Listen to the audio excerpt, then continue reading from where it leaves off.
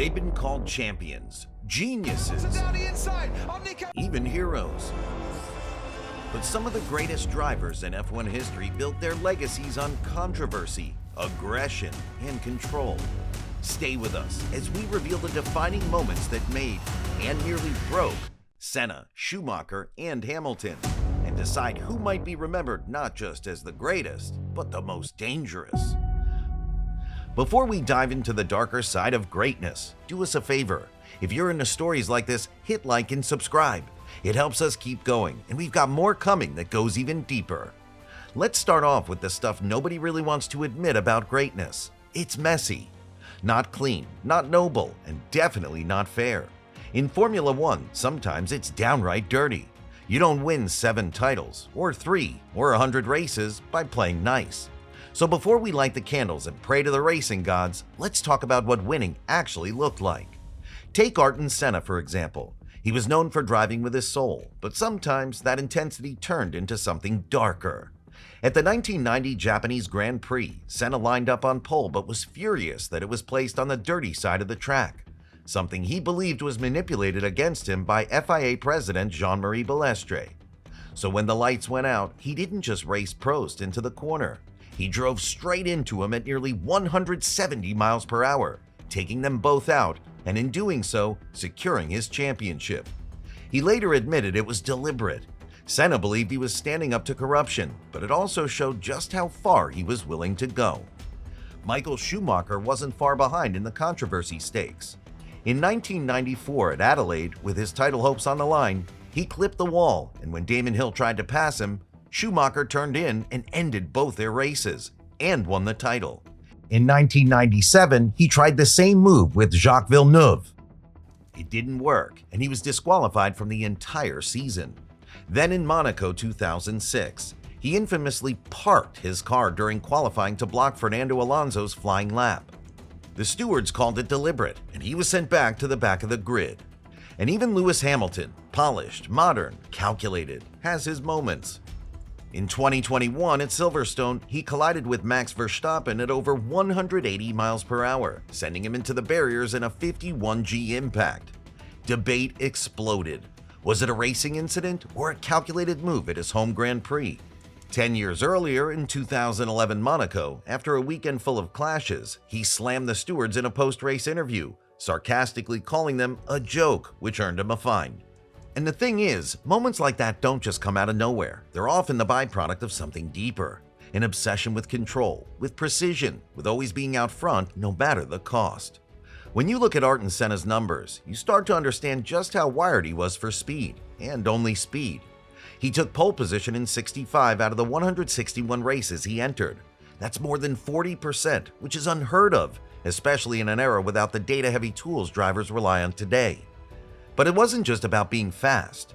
He pushed so hard, so early, that it often ended in chaos. In Mexico 1986 and Suzuka 1989, he took risks in the opening laps that many called unnecessary, but to him, that was racing. Schumacher's dominance was a different beast. He had 91 wins, 68 poles, and a 7-title career that stretched across 19 seasons. But what really tells you about his mindset is the 4-year span from 2000 to 2004. During that period, he finished on the podium in nearly 70% of his races. He didn't just win, he reshaped teams around him to win for him. At Ferrari, it was all built around Michael. Some admired it, others called it dictatorial. Either way, it worked. And then you've got Lewis Hamilton, who in many ways is the most clinical of the three. 7 titles, more than 100 wins, more than 100 poles. But what really stands out is consistency. 15 straight seasons with at least 1 Grand Prix win. No one's ever done that. Engineers say his telemetry laps are flawless, almost machine-like. Every braking point, every corner exit, repeatable to the millisecond. They started calling him surgically precise. But whether it's speed, control, or sheer volume of success, you start to wonder where greatness ends and where the need to dominate begins. And once that need to dominate takes hold, it doesn't always show up on the timing screens. Sometimes it plays out in silence, behind the scenes, in the way these drivers got inside their rivals' heads and stayed there. Senna's rivalry with Alain Prost is probably the purest example of psychological warfare in F1. It wasn't just two fast drivers going wheel to wheel. It became political, personal, and bitter. They refused to shake hands, they accused each other of manipulation, and they turned entire race weekends into mental battles. Prost once called Senna a maniac after being taken out at Suzuka. Senna, in turn, believed Prost had the FIA wrapped around his finger and that the rulebook bent when it needed to protect him. Whether or not that was true didn't matter. What mattered was that Senna believed it, and raced like a man fighting a system as much as a rival. Schumacher's tactics were colder, more controlled, more deliberate. He didn't just race his rivals, he neutralized them. Teammates like Barrichello and Irvine were made to move aside, most notoriously at Austria in 2002, where the crowd actually booed Schumacher after he was gifted the win. His own technical director Ross Brawn once said, "Michael was ruthless, but always 10 steps ahead."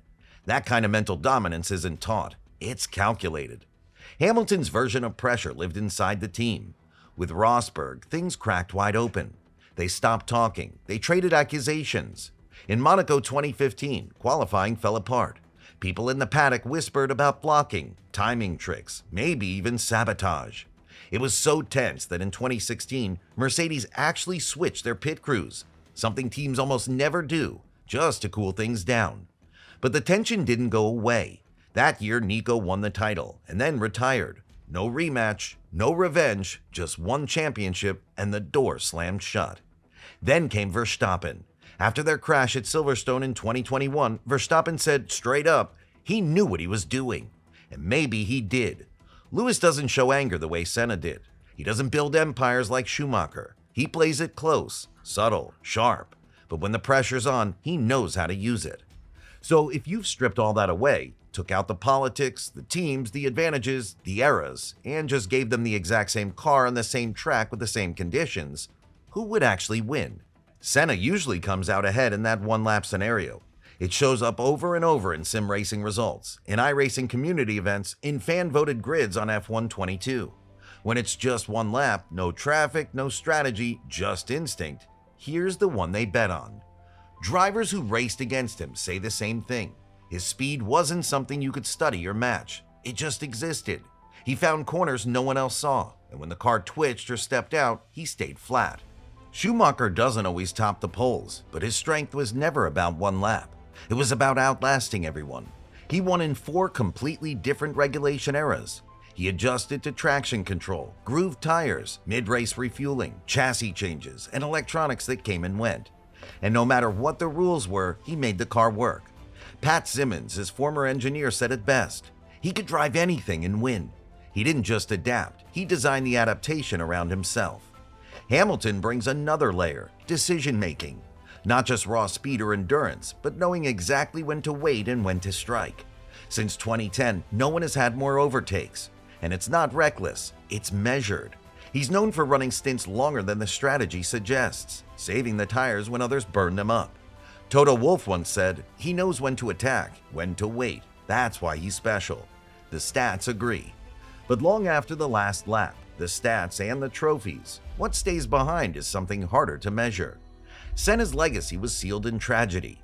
His death at Imola in 1994 forced Formula One to finally face the risks it had been brushing off for years.